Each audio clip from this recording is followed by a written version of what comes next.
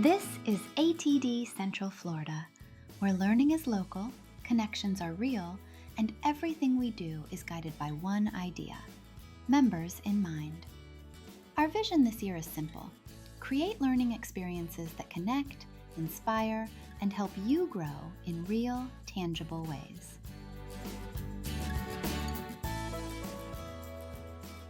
Welcome, everybody. We are ready to kick off our first webinar for ATDCFL this year with Jeffery Berk.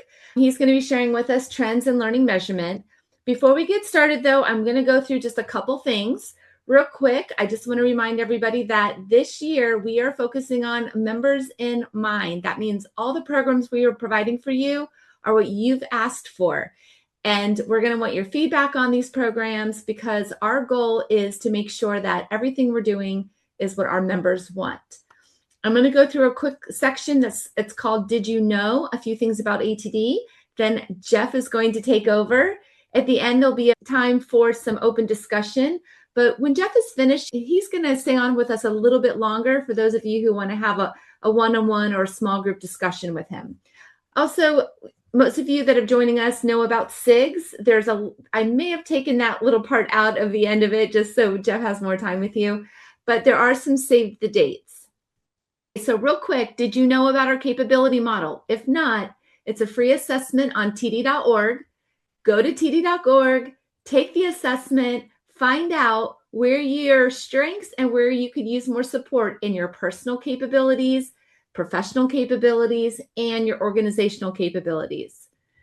Also, APTD, CPTD, those are certifications that ATD offers. If you want to join the study group, we have one. It is a chapter study group on Friday mornings, the first Friday of every month. Otherwise, both Suncoast and Central Florida are partnering with other chapters to do a real live study group to get you ready for that assessment. So you can join in there. And what you may not know, and I'm looking to see who's here, we have Rachel Weiss, we have John, Stephanie, and myself from the board of ATD. We are your volunteers. We're here to support you. We're here to take any information that you want to provide us about the chapter, what you want. But we're the ones behind the scenes, putting your programs together, setting up your websites, making sure the operations are happening. Please reach out to us if you have any questions. You can chat us right here live in this chat as well. And then last thing I want to talk about really quick is if you're logging in today, you are part of a local chapter. And we're so excited to have you. But did you know you can also join the national chapter ATD and you could be a power member? That's why it says learn globally with an ATD membership. And then you can act locally like we are right here, right now. And now it's time for Jeff. Hey, Jeff. I put a little introduction for you up here. You are an AI strategy leader. You build scalable operations, successful programs, all that wonderful stuff. And I'm going to hand not only the mic, but I'm going to let you share now your screen and then tell us a little bit about yourself and get us excited about AI and strategy. Yeah, no problem at all. So thank you everybody for having me. And really appreciate the opportunity to be working with you today. And like I said, we're going to spend about an hour talking about a topic that is really about 9 specific elements of learning and development, measurement, and evaluation that sometimes are not always the easiest thing to talk about. And we want to make it a little bit easier, right? So let me share my screen with you, show you what we've got, then we'll get rolling. So we titled our topic today, Getting Comfortable with the Uncomfortable in Learning and Development Measurement, right? So a lot of times when people think of measurement, they have these horror stories or nightmares from their days of high school and middle school of math. Well, from that perspective, it's not about that. It's about how do we use data to neutralize emotion so we can make better decisions? How do we use data to help us showcase the link between our work and a talent and business outcome? And then also, how do we use data to help us prioritize where we want to make improvements, big or small, in the work that we do without, again, being emotional about it? So data can sometimes be that neutralizing agent to do that, but oftentimes there are some barriers in using measurement for whatever reason.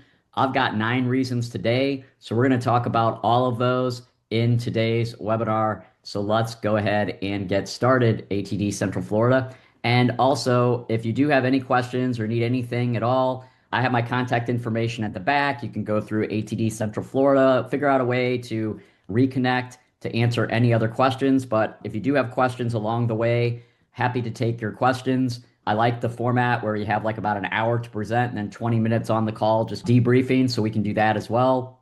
So I'm pretty flexible. When you have a comment or a question, just let me know. But we do have that buffer of 20 minutes on the back end. But I'm super excited to share this information with you. So we'll go ahead and get started. So again, the topic for today is really about getting comfortable with the uncomfortable. And these are really some major concepts that over the years that we've been in business, and I've been doing this since really 2001, I think.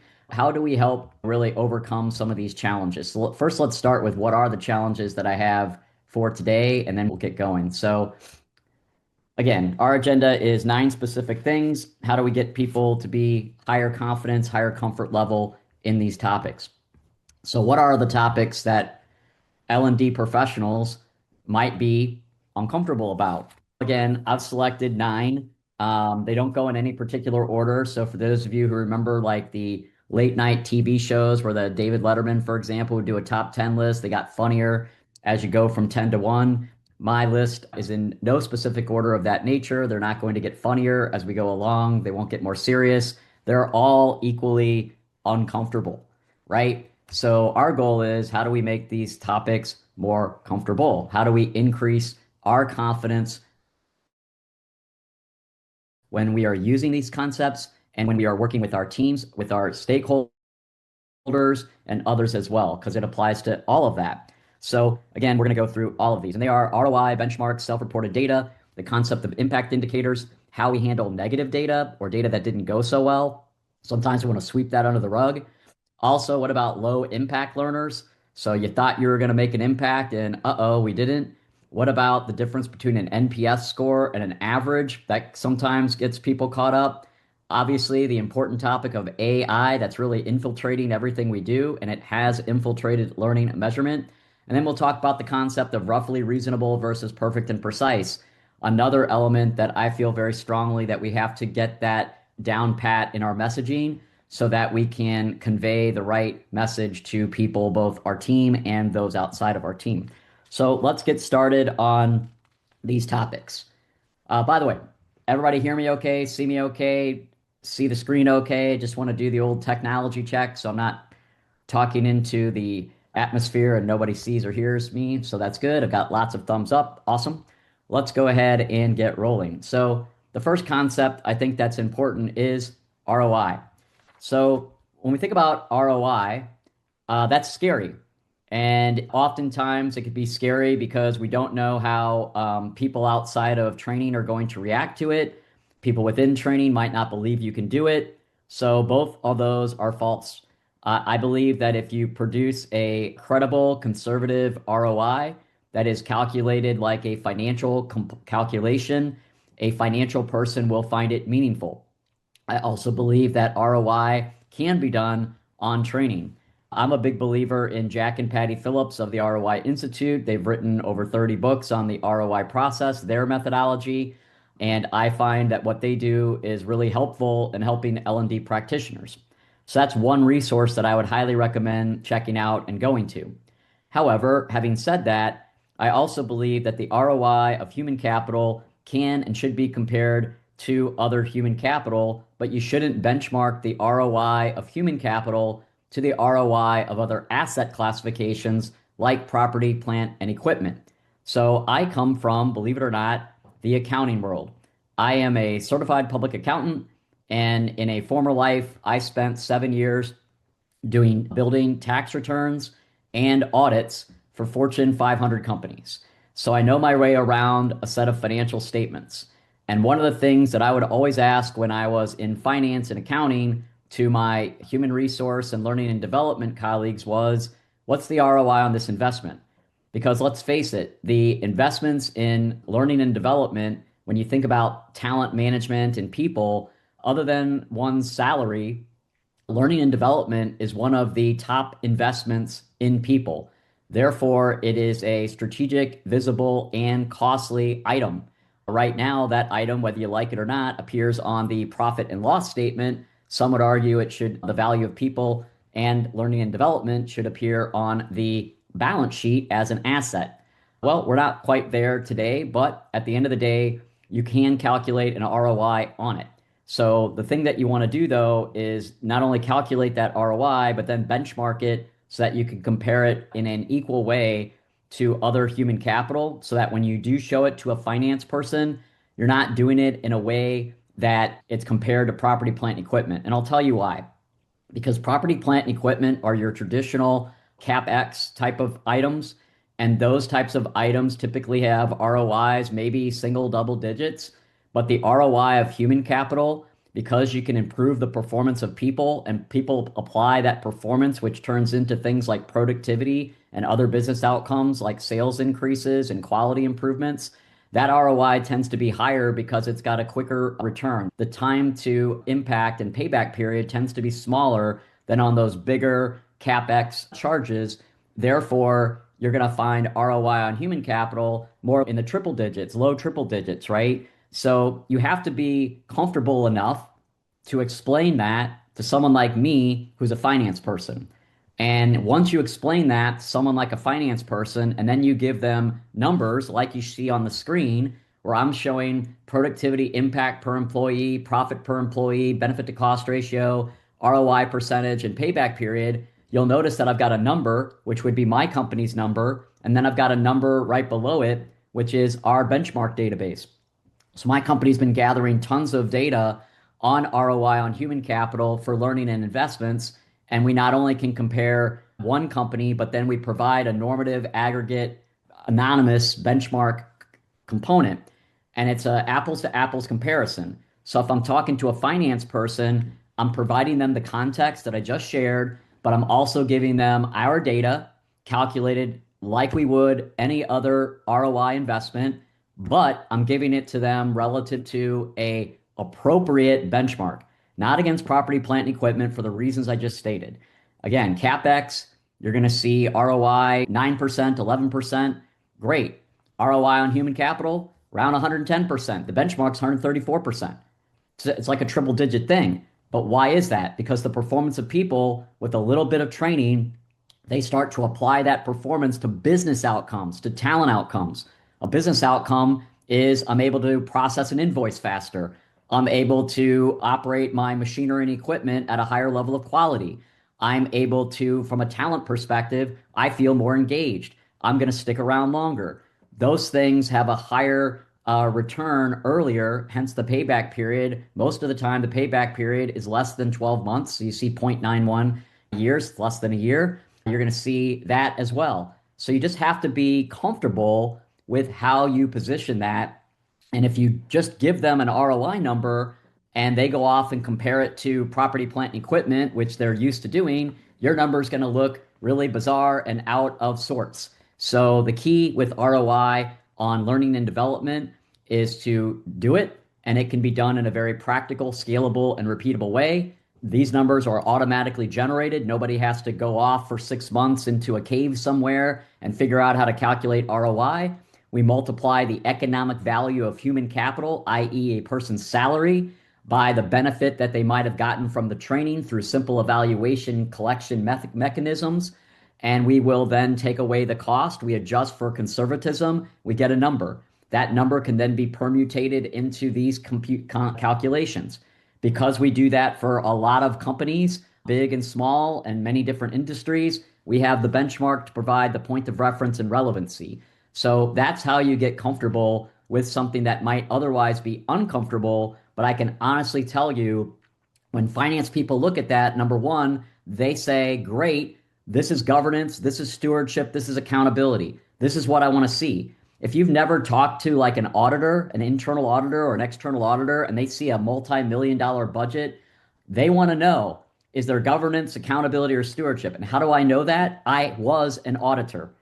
I did that for 7 years. One of the first things we would ask when we would see a multi-million-dollar or several $100,000 line item is, how are they showing governance, stewardship, and accountability? How do we know as an auditor that they are keeping track of that investment? When somebody shows me an ROI and I can see it against a benchmark and I can understand that it's got a very strong methodology behind it and it's being calculated independently, I get a better sense of being able to rely on that as a finance person. So that's how you build up your comfort in ROI. That's one of my 9 items for today. Does that make sense for everybody? We good? Questions, comments on that one? Or you can write your question down and we can debate it later in our final 20 minutes, but that's a good one. I had a question, but if it's better for the 20 minutes, that's fine too. You talked about calculating the value of the training. So what are your benchmarks for calculating that value? How are you assessing it? Yeah, so now we're getting a little bit in the weeds, but I'll show you this quickly, and then Lindsay, if you want more information on this later, we can connect. But I'll try to do this through, like, to answer your question through an example. So if I were to go into what we do, and I can't speak for how others do it, I can only tell you I was challenged with the challenge of how do I do this in a very practical way when most of the time people don't have the wherewithal to do deep impact studies and to spend 6 months of their life working this out. So we had to come up with how do we do this in a very clear, easy way. What you see here are these financial computations. These computations come about as a result of inputs. So these 3 inputs, Lindsay, somebody would enter. So if I'm doing a leadership program and that's my data set, then the compensation, i.e. economic value of human capital, would be for the people that went through the leadership program. The spend would be for the spend of the program. The hours would be the hours for that program as opposed to a compliance program, an onboarding program, whatever. If I'm doing it for the enterprise, I would take an average of those things. So you put those inputs in.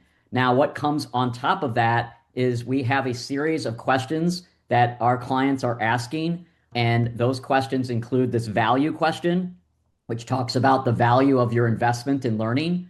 So what we do is we take this question, we take some industry averages and standards from our research, which, by the way, are all part of this big model here, which our clients don't have to even think about because it's built in. But what you need to do to answer your question in a very specific, granular way is you would say, okay, I want to run the ROI on my leadership program.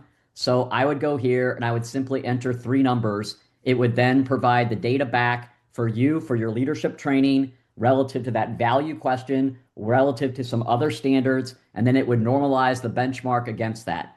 So to me, the key component, Lindsay, is asking a value indicator, which gives you a sense of the benefit, and then applying it to what I would call the human capital value of the person that goes into the monetized benefit right here.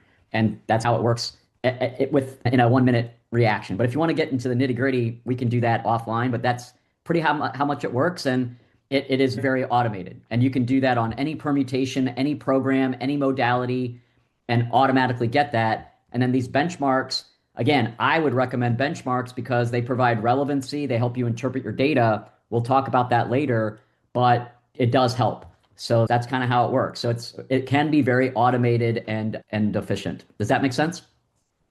Yeah, thank you. Yeah, you bet. Sorry about that. So let's go to the second item. And by the way, for those I don't know if the ATD team is moderating, but I've removed some of the pop-up windows on Zoom. So if you do see somebody that has a chat question, I'll be happy to answer it. But otherwise, since we're all friends on the call, if you've got a question, do exactly what Lindsay stated. Just do a little raise of the hand so I see it, right? Maybe I won't. Just take yourself off of mute and ask the question, and let's just do it that way. Let's just have a conversation. So Lindsay, you got us started great with your question. I propose everybody just follow Lindsay's guidance and do what she did. When you got a question or comment, pop off of mute and ask it or make it, and no problem. Okay, I've got a comment real quick. Rachel, can you look to see who needs to be admitted? Because I'm getting messages. And I gave you host. All right. Oh, I can admit the 2 people. I see them on mine. Want me to do it? I'll just do it. Yes, looks please. like him and Jackie. I just admitted them. Sorry. All right. So Okay, let's go. I've admitted some. Awesome. Let's go to the second one, and that is benchmarks. So again, I just used benchmarks in the first of our 9 items because I think they are very important to understanding data. my background in finance and accounting also extends out into benchmarking. So one of the things I have also done in my career is I've done a lot of operations management and process improvement. And one thing I always have learned in my journey is never show a number without a relevant point of reference in which to interpret it by. So let me ask you this question. If I told you that my inventory turnover was 8, is that good or bad for this period, for this quarter? Inventory turnover is 8. Anybody know if that's good or bad? We don't know, right? What if I told you inventory turnover against the industry is 12, we're 8?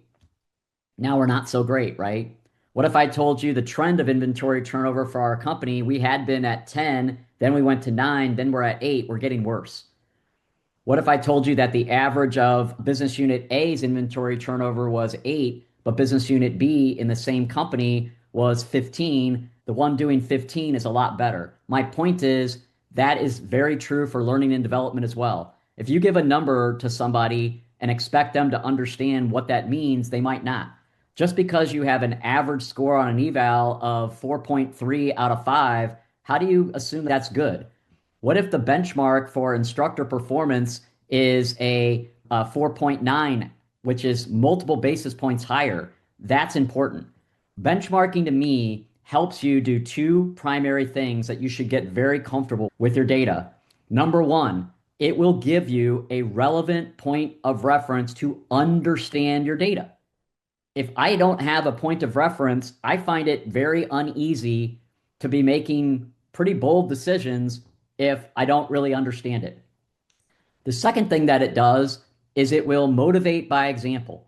If my team is rolling along thinking that a 4.1 is really great because that's how I interpret it, but the benchmark is 4.9, which is multiple basis points better, I can then, in a non-threatening way, tell my team, why can't we be as good as the benchmark? Let's get our heads together and brainstorm on how to be better tomorrow than we were today.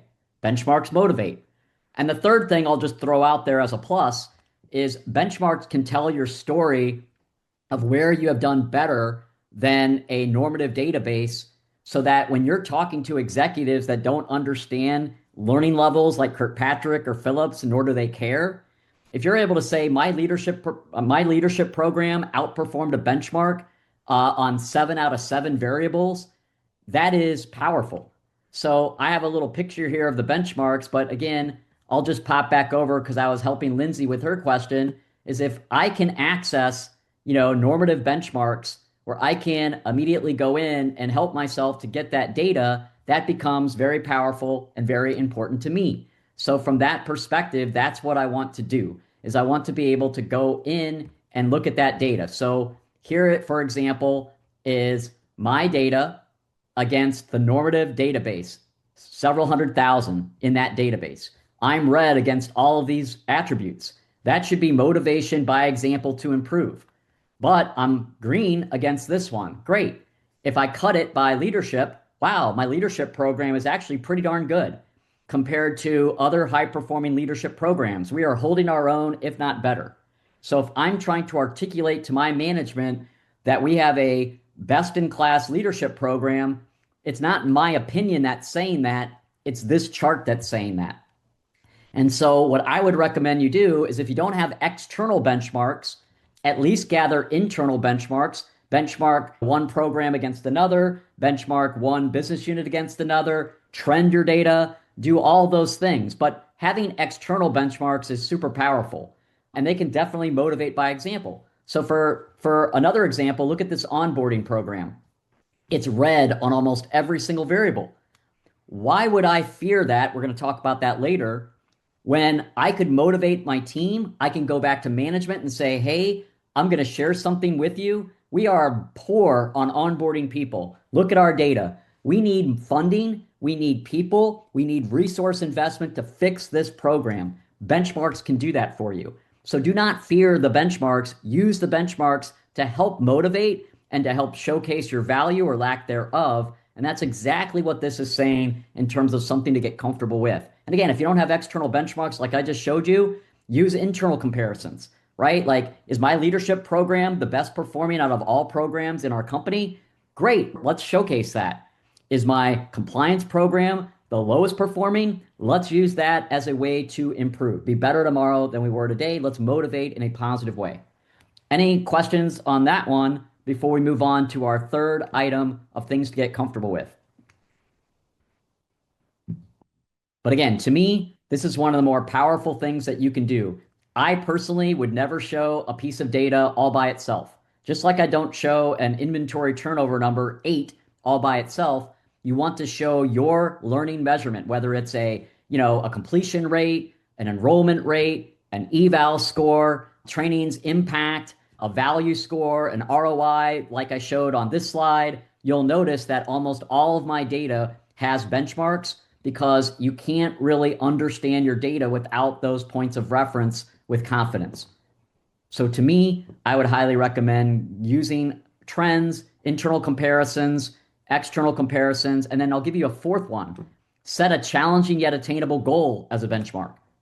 If you're going to spend effort measuring something, a completion rate, a response rate, an enrollment rate, an impact indicator, an ROI, and you don't have an external benchmark, why not set a challenging yet attainable goal that people can strive for? That becomes your benchmark point of reference. So goals, internal comparisons, external benchmarks, trends, wonderful points of reference. I like external points of reference because they are very credible with stakeholders outside of learning. They are enormously powerful when you're going to somebody outside of learning. They don't understand learning levels. They don't understand ROI. They will completely get enamored with the benchmarks. So again, if I go back over here and I'm showing them my leadership program and I'm comparing my program against others and I am holding my own, if not exceeding the benchmark against other world-class learning leadership programs, a stakeholder outside of learning will love that. That's pretty much all they need to know to get that program continued funding and maybe more. If I've got an onboarding program that looks like this, that's all they need to know to say, how much money do we need to fix that? That's the power of the benchmark. So make that something you get comfortable with, make it your friend, and it could be a very helpful instrument in your business. All right, third item of my 9 is to use self-reported data. Now, the first thing that people will always tell me is, well, Jeffrey, self-reported data is not good because that's just a learner telling you what they think, and they can lie. Well, first of all, I like to believe that most people are pretty honest, or they're trying to give me their best estimate of what they think when I ask them for it. The key to good self-reported data, number 1, is to understand that it is valid. I mean, think of it this way. If you go to marketing or customer satisfaction, customer success in your organizations that deal with your external customers, if you were to go to them and say, I don't think your customer survey feedback is very valid, I think it's trash, they will laugh you out of the room. They look at customer feedback like gold. There are multi-million-dollar decisions about product, R&D, service, strategy based on that. That is self-reported data. So I find it very hard to believe when people tell me self-reported data doesn't matter. That is completely wrong. Number 2, I also feel that hard data, while I would love to get it, also has a problem in that it is a lagging indicator.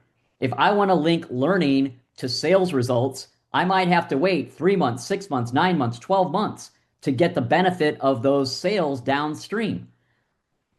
Having data that is self-reported can be a predictor of application or impact now, to have a conversation with the sales VP now. I'm not going to wait 6 months, 9 months, 12 months.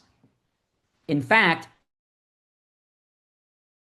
here's a little cliche that a learning leader once told me, and it was so good, it stuck with me. She said, Jeffrey, the reason why I use self-reported data and if I can't get hard data is because the person that's asking me for hard data, and I know I'm going to have to wait 6 months, 9 months, 12 months, but I want to have a conversation with them immediately after the program ended, is because they're not going to be there in 6 months, 9 months, or 12 months, or they're not going to care in 6 months, 9 months, or 12 months because something else has come along. But what do they care about right now? And they're there right now. How did we do? You just spent 9 weeks training my team on a leadership initiative. I want to know now what the application is. I want to know now what the predictive impact is. I want to know now what the predictive ROI is. I don't want you to come back in 9 months because I don't care and I'm not going to be here. Remember that. That will hold true. So to me, self-reported data is very powerful. You can do trends, goals, benchmarks, all on self-reported data. It is valuable. And the key to good self-reported data is in the questions that you ask. So to me, it is not asking your simple level 1 smile sheet. Do not just make that self-reported data stuff. Did you like the cookies? What did you think of the instructor? Were they a nice person? What did you think of the content? Did it have, didn't have errors in it or misspellings or grammar errors? Forget that. That's not important. To me, I want to be thoughtful about that survey. I want to make sure that on that survey, let me find it here, I'm asking a question around value so I can do ROI, like I showed Lindsay.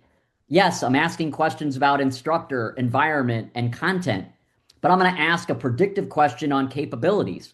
I'm going to ask a predictive question on application.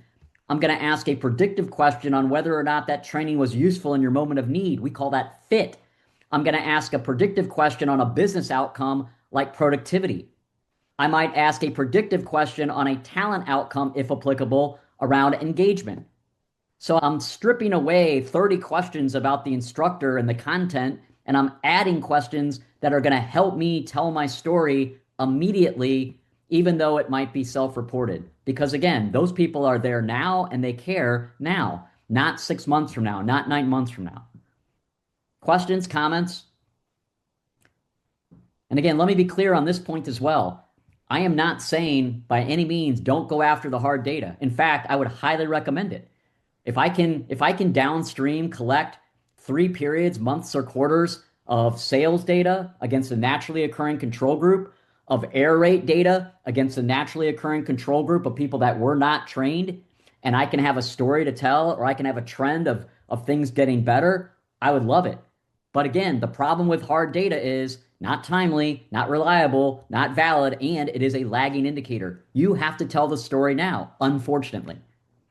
And it's no different than people in marketing and customer service, where people tell them all the time, hey, you ran that ad in the Super Bowl. It's unacceptable to tell me a year from now if it did anything. I want to know now. They rely on other indicators like clicks and self-reported data to do that. Why can't learning do the same thing? Why does learning feel that self-reported data is not valid? I completely disagree with that when it's used in many other facets of our business for very important decisions.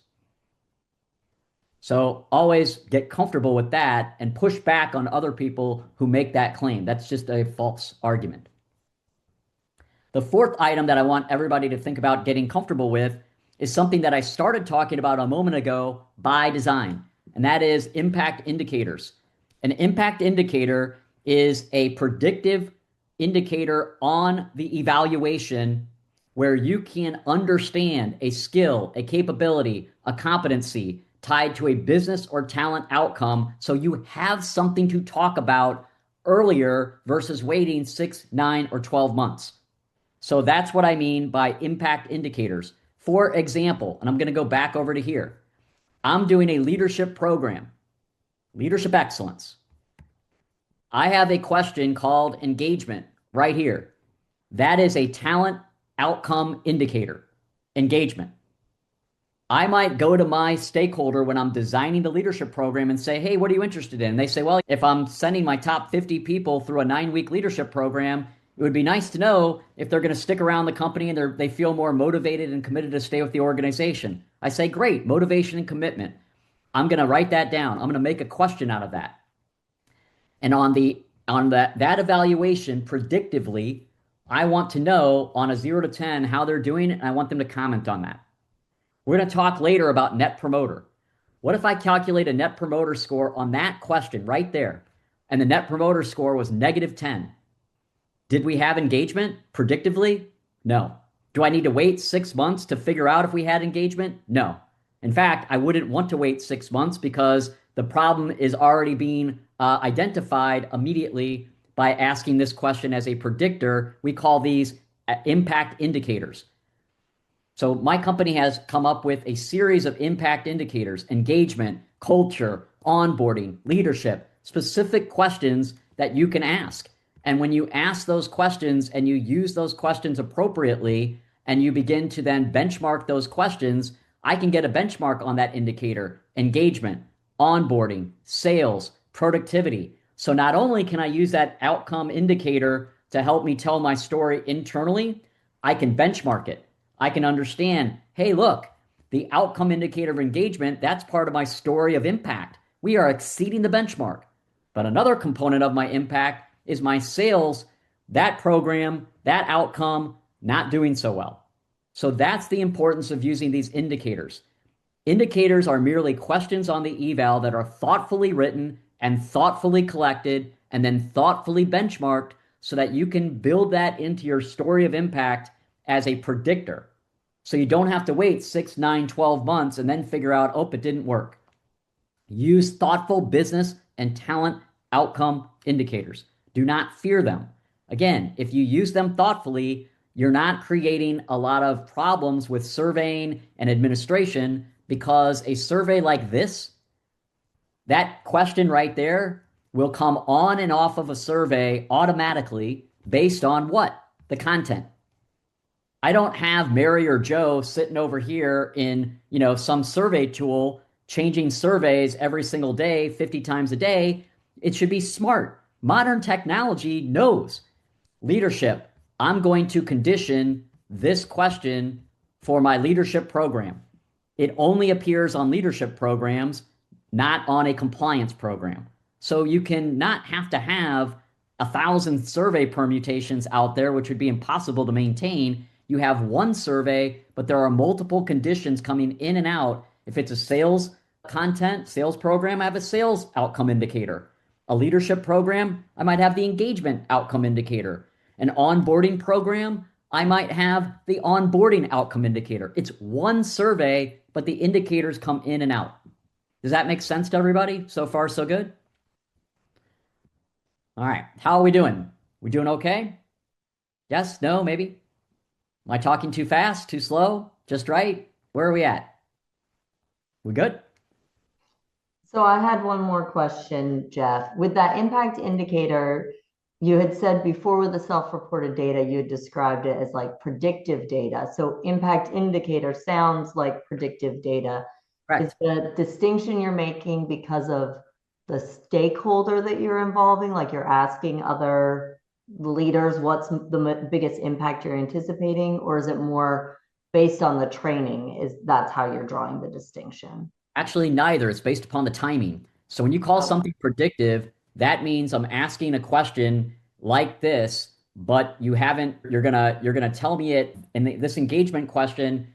I'm asking it immediately after you've been exposed to the training, but you haven't had time pass yet to know if it comes to fruition yet. Mm-hmm. So it's a predictor, but it's a very healthy predictor because I've already exposed you to the stimuli, and I'm asking for your prediction, knowing your job, knowing your culture, knowing your role, knowing your behavior, knowing your personality. Are you going to be more motivated and committed? Now, I can't answer that for certain because I don't know what's going to come along in the next 6 months. My company could go through a major reorganization and have a reduction in force, which completely tanks my engagement. Right. But as of right now, I just got exposed to the stimuli, the training, and I can tell you my prediction after the training is I'm way more motivated to stick around. I'm going to stop looking for a new job. Great. But if that person tells me that they're like a 3 and I get a negative net promoter score, that tells me that this not only didn't move the needle, it might have pushed more people out the door. That's what the prediction is telling you. Does that make sense? Mm-hmm. Awesome. Great question, Lindsay. Thank you. Let's move on to our next item to be more comfortable about. And this is an important one, everybody. Don't fear negative data. I have seen many times that people get results back. They get a completion rate. They get an enrollment rate. They get an eval score. They get an impact ROI study. And it just doesn't come out to what is going to be best for them. We're not beating goal. We're not exceeding benchmark. Our trend went down. Management's going to look at that negative comment and be like, oh my goodness, you guys did a horrible job. Don't fear the negative data. In fact, A culture that is analytical in nature will welcome negative data, because what is the process of measurement all about when you strip it down, when you unpack it? Does anybody know? What is measurement all about? I'll answer it. Oh, go ahead. Exactly. Christine, I think you just answered that question. Christine is 100% correct. The whole point of measurement, whether I am measuring in a manufacturing operation, a marketing function, an IT function, I'm measuring server uptime, HR, I'm measuring employee retention, customer success, I'm measuring customer sat, and learning. I'm looking to improve. I'm looking to be better tomorrow than I was today. The intent of measurement isn't to justify my existence or to pat myself on the back. That is a byproduct of doing something good. But measurement in and of itself, as a management discipline, is about improving, knowing where you are right now, knowing when we need to prioritize resources to make the appropriate changes, right? So when you have negative data, you don't sweep it under the rug and only show positive data. Number one, I think that's very disingenuous. But I also feel like if you present negative data and you scare people that they're going to lose their job or they're going to have something bad happen to them, you have a bad culture that needs to be fixed, and that is what is deterring the use of negative data. So to me, negative data should always be used in a positive way, in a professional way, not to marginalize or disengage or make people feel like their power has been taken from them. But if you use it in a healthy way, it will spark creativity, it will spark innovation, it will create a tighter knit team so that they can get better together, be better. So to me, when I have negative data, I use that in a way to motivate, not to demotivate. So I would say that's another key thing that we got to get comfortable with. It's how we as leaders position, share, and do the follow through on negative data. So if you go into a meeting and you say, well, Jeffrey, that's your program, you're horrible, you should be fired compared to all the other people in this room, that clearly is not going to sit very well when you present negative data. And many of you might be laughing and saying, oh, nobody ever does that. You're completely wrong. I've seen it done more often than you would think.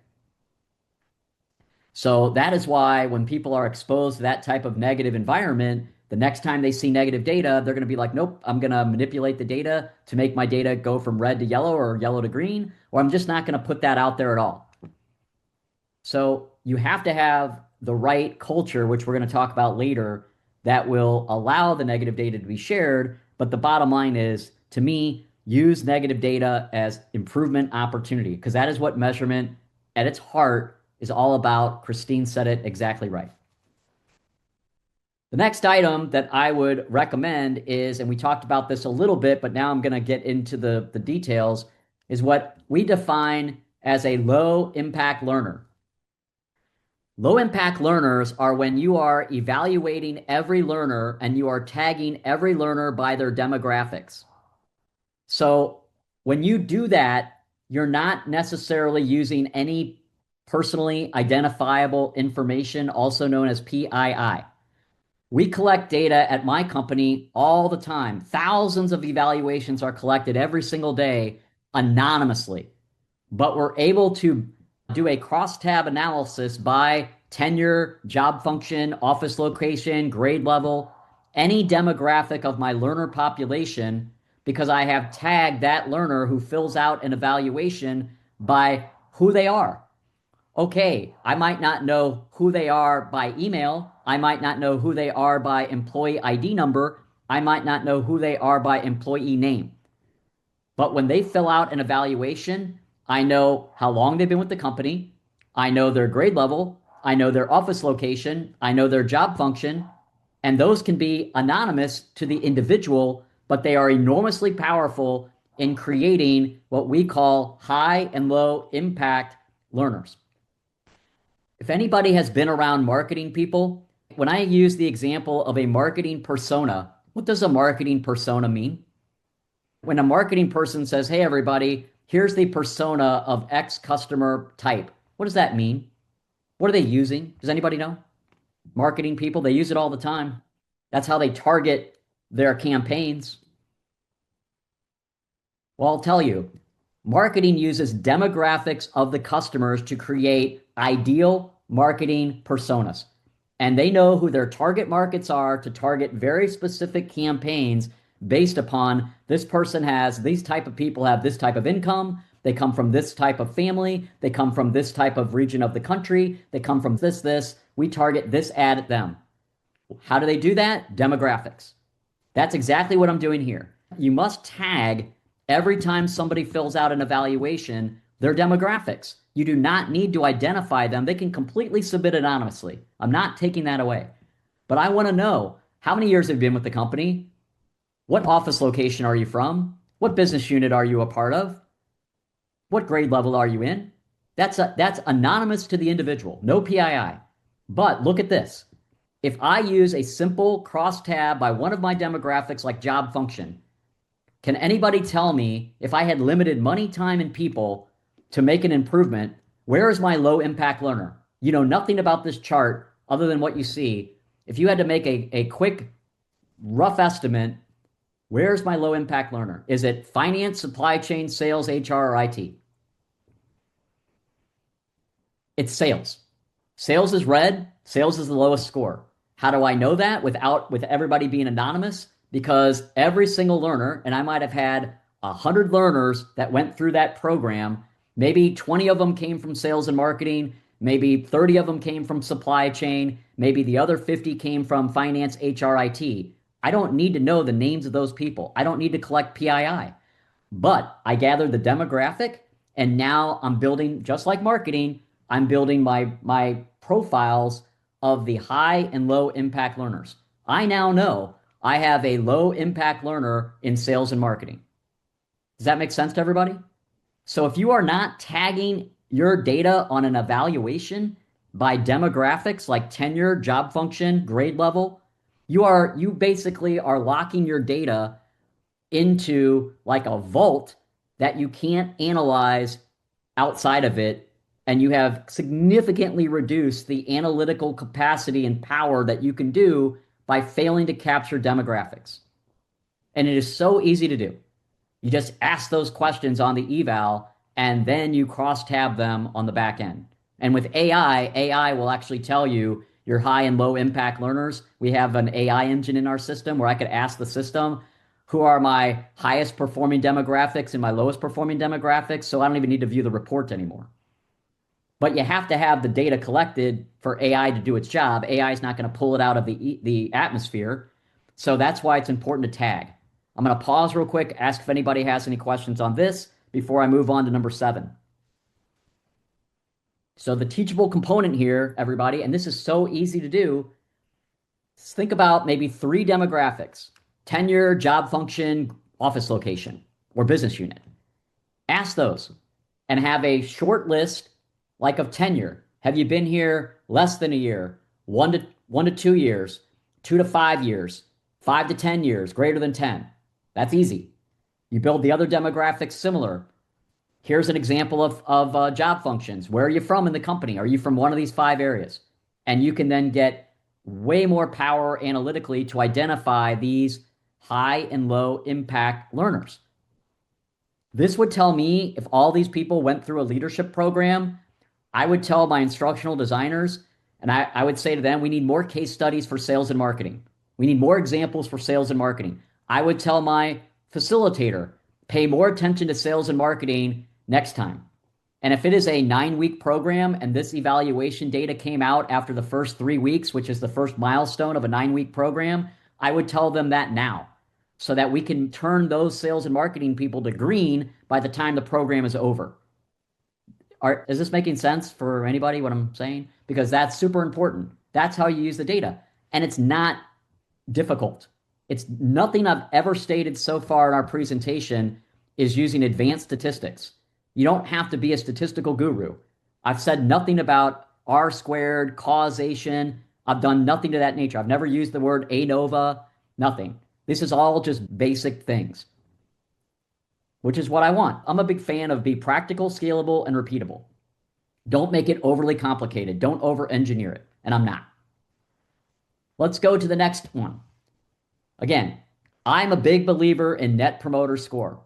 I believe it has much better analytical elements than average. Net Promoter is also significantly embraced by many executives. It began when Fred Reichheld, Satmetrics, and Bain and Company said, in customer satisfaction, we have a billion different questions, nobody wants to answer them, and averages simply don't work. They created a better mousetrap, which was Net Promoter Score. Net Promoter Score basically is saying on a 0 to 10 scale, though you can use any scale you want, scale agnostic, but on a 0 to 10 scale, if you answer a 9 or a 10, you're a promoter. If you answer a 5 or below, a 6 or below, you are a detractor. If you answer a 7 or an 8, you're neutral. Then you do math. The percent of promoters minus the percent of detractors is a number. That number can be between negative 100 and positive 100, and you can benchmark. We do all of that today in learning. Every learning evaluation question, not only can I calculate an average for the people who don't want to change, but I can calculate a net promoter score on every single question. And I can get a range from negative 100 to positive 100. If I do that, it can help me understand my data better because you have more variability in the data. Averages tend to run towards the middle. That's why it's called an average. You tend to have less impact when you use averages on the outliers. But when you use net promoter, think about the math that I just stated. The promoters, 9s and 10s, minus the detractors, 6s to 0s. It's actually using the outliers as the math. That's why net promoter has been embraced. That's why CEOs, COOs, CHROs, chief revenue officers have migrated to net promoter scores. Learning should do that. So again, it's simple math. If you are in any evaluation, I can gather all of my evals based upon a 0 to 10 scale, calc a net promoter. Even if I use a 1 to 5 scale, I can still do a net promoter. I can still do an average. It's simple math. That's all it is. But you might get more powerful data and you might align what you're doing to what your management is interested in. So for example, again, if I pop over to here and I say I want to look at all of my courses and I'm a fan of averages and I don't want to change, I've got my averages. No harm, no foul. But if I've got a manager that's like, hey, my stakeholder is really big on net promoter, why not use net promoter? And now it's all mathematically changed to net promoter. It's just math. But I would rather put things into the light of how executives are looking at others versus be behind the times and just still mess with averages if they've moved on. So that's why I reference net promoter. We as learning people need to get comfortable with net promoter. Does that make sense? Questions, comments, debate? Again, these are things to get comfortable with. That's the title of my presentation. So if people are like, I'm not comfortable with that, that's the whole point of the presentation. If I'm striking a chord or something that struck a nerve with you, then that might be why. That's the point of the presentation. And I apologize if I did so in advance, but that's why I'm here. So now let's go to the final couple, and they are important as well. So we're going to get into them. Obviously, we got the big one, AI. If you're not using AI in learning measurement, you are already behind. Period. Next sentence. If you are not using AI, you are already behind. AI should be used today by your organization to analyze verbatim. If you're analyzing comments in a spreadsheet manually, you are behind. If you are trying to do a trend line analysis and you can't do a predictive trend using AI, you are behind. If you can't identify anomalies of eval scores that were really, really low and the system doesn't flag that and send that to you through AI, you are behind. If you can't ask your evaluation system what's doing well and not so well, you are behind. Because those things exist today and they're only going to grow and get bigger and better. So again, that's the value of AI. And the cost of these things are rounding errors in a budget. And I'm not even talking like 0.5%. I'm talking like 0.005%. These things are super affordable. But here's the catch. If your answer to AI is to tell your employees, go out to ChatGPT and dump a bunch of your proprietary company information into a public AI engine, I feel really bad for you because you just gave all of your proprietary data to a public AI engine, and I would not do that. Tools like ours, for example, if we use generative AI, it is a private version. It does not feed into public It does not feed into other clients. It does not feed into even other searches from people in your organization. It is highly compartmentalized and controlled and secure. That is the point, but it's still enormously affordable. So again, just to share with you, what I'm talking about here. So if I were to go over, for example, and look at an example, I'll just pop here and see if I can't generate some trends. Again, if I'm not doing these things, I believe we could be behind. So if I'm looking at something like my value scores, oh, look at how we're doing, and I want to understand what would the slope of the line look like if I don't make any more investment, AI can do that. That's seasonality, cyclicality, and regression done in microseconds versus you doing it manually, right? It's there. It's already there. It's in most basic trend visualization tools. If I don't know that there's an ROI computation somewhere, why can't I ask a system, show me where there's ROI? Why not ask an AI engine, oh, what's the ROI on my training? AI can do a conversational chat GPT, although this is Claude by Anthropic, analysis back. But this is not a public engine. I didn't drop my data into a public engine, so I'm not doing that. My point is, you got to leverage AI to help you. If I have comments, for example, and I've got 213 comments, do I want to look through every single one of those on a spreadsheet and try to figure all that out? No. I just summarized for you 213 comments in 2 seconds. And that is controlled. That is not chat. I'm not putting it into a public chat GPT thing where my data is going to be exposed and used over and over and over. This is very compartmentalized, extremely secure. Make a small investment, fractions of your budget to do these things, because AI is here and it's not going away. And it will replace reports someday. You won't be running reports. You'll just be asking AI and it will give you the information in a conversational way. Any questions or comments on that? It's here. Okay. The other topic that I wanted to cover is roughly reasonable. In my opinion, it is important to get comfortable with the concept that words matter. If you tell a stakeholder in a learning design meeting before you develop and deliver training, we are going to be perfect and precise at measuring it, you've already failed. Because nothing is perfect and precise in this world. I don't care what kind of statistic you run, you're going to have a probability, but it's not going to be perfect. Don't use those words. I hear people throw those words around all the time. Let me tell you a list of words not to use. Don't say perfect and precise. Don't say you caused something. And don't say you're taking credit for something. Remove those 4 terms from your vocabulary when you talk with a stakeholder. And here's what you should replace them with. Replace perfect and precise with roughly reasonable. Roughly reasonable is very comfortable. It's giving us a lot of room to give people back self-reported data, to use AI to generate some reasonable trends. People use roughly reasonable data all the time. Replace perfect and precise with roughly reasonable. Next, replace the words cause and credit so don't say I caused something. Don't say I'm going to take credit for something. Replace cause and credit with contribution and connection. Contribution. Learning made a contribution. Learning made a connection. Contribution and connection are less terms that are going to make somebody feel defensive. Let's say you're talking to a salesperson and you run sales enablement, and you tell the VP of sales your training caused revenue to go up by 4%. That is very controversial. If I say learning, we have a connection between the program and revenue going up, or we made a contribution to it, do you see how more inclusive those terms are? Do you understand what I'm saying? I have seen many learning leaders go to executives and throw around terms like perfect, precise, cause, and credit, and lose credibility like that. Because those people don't want to hear those words. You're basically excluding anything that they've done and taking credit for everything, which is not true.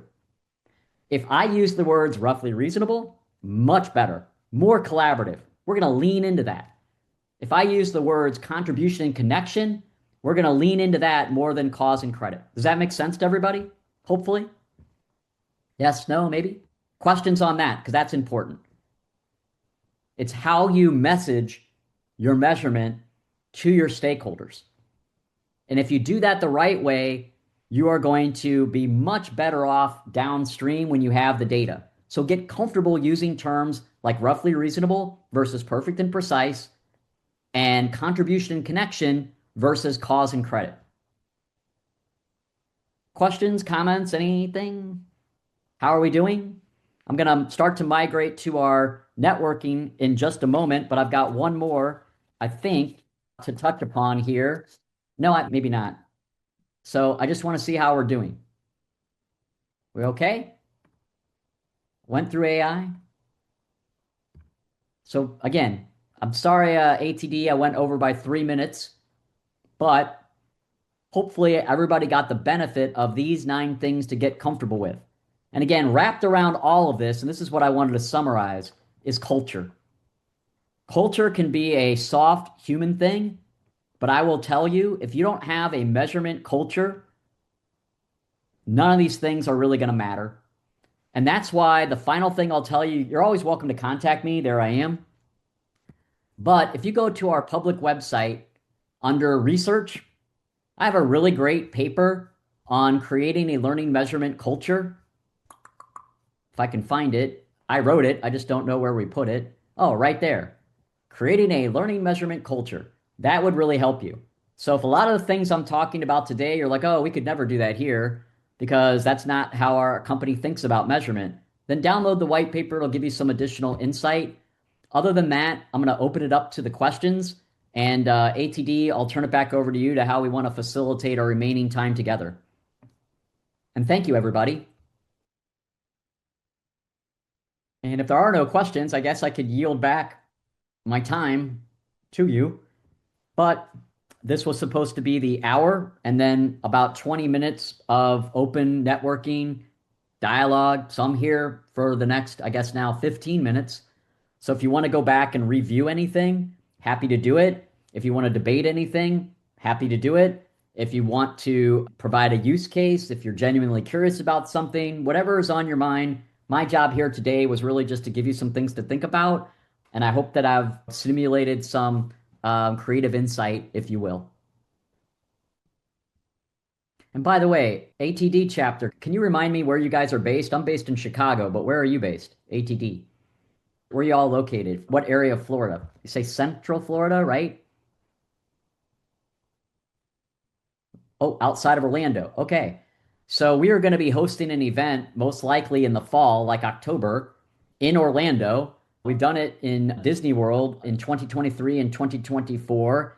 We did not do it in 2025, but we are likely to do it in the October timeframe. And here's what I'm saying to everybody on the call. ATD, if you all are part of ATD and you take my email down, if you email me, probably I'll know more about that event in the next 60 to 90 days. I will give you a free pass to come to the event. It's a day, it'll be a day and a half, most likely at the Disney Resort, because that's where we've had it the last couple of years. We're looking at mid-October after kids go back to school, Labor Day, but before it gets too late. So probably like first, second week of October, it's going to be a day and a half all about this stuff, all about, we're going to have guest speakers, we're going to have experts. It'll be really fun. So you're welcome to come. I see. Thank you, Jim, very much. Yep, Jim came to our events in 23 and 24. Jim, you were also fantastic. He was one of our speakers. He's amazing. But I would be more than happy to give anybody a free pass, and you can come as my guest. So write down my contact information.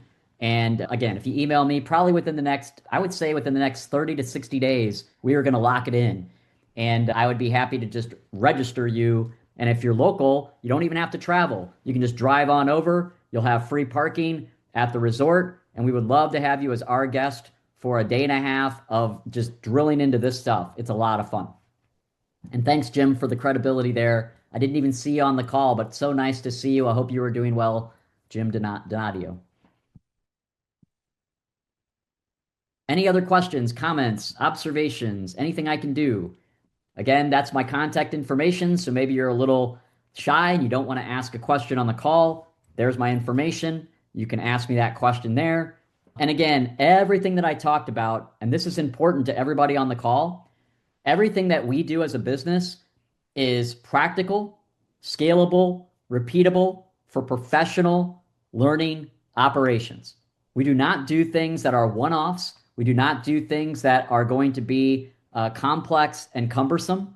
Everything is highly automated. And again, you can learn more about all the things that we do here. You can contact me. And again, everything that I talked about, you don't have to be an expert in statistics.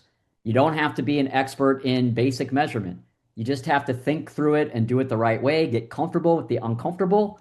And the final thing, and I've mentioned this earlier, everything that I mentioned, and I trust me when I tell you this, it is a literal rounding error. Literally, it is less than 1% of the L&D budget. So you can do all these things to measure 99% or more like 99.5% of your L&D budget. You can do all these things for a small investment, yet people don't do it, and I don't understand why. So hopefully I've given you some insight to do these things, but if you need additional support or have questions, happy to chat. And again, feel free to connect with me in the next 30 to 60 days. I'll know the date of our event, probably in October. Love to have you show up as my guest on me. All right. Christine says, thank you. No problem, Christine. So happy to have met you. Thank you very much, Christine. Appreciate you. Again, my contact information if you need me. Maybe you'll be able to come to our event around October, likely to be in Disney. Yes, great to see you again, Jim. So nice to have seen you. Hope everything is well with you and your family. All right, everybody. I'm going to say thank you all very much. And again, appreciate you. Thank you. Have a great rest of your afternoon. And thank you to ATD for hosting this. You guys do amazing, amazing work. We're very fortunate to have the ATD. Thank you. ATD Central Florida is proud to be a certified professional development chapter, offering programs designed to support your continued growth and credentials. To keep learning with us, check out our events calendar and special interest groups to see what's next. And if you're not already a Power member, combining your ATDCFL membership with a national ATD membership unlocks even more value, connections, and professional growth.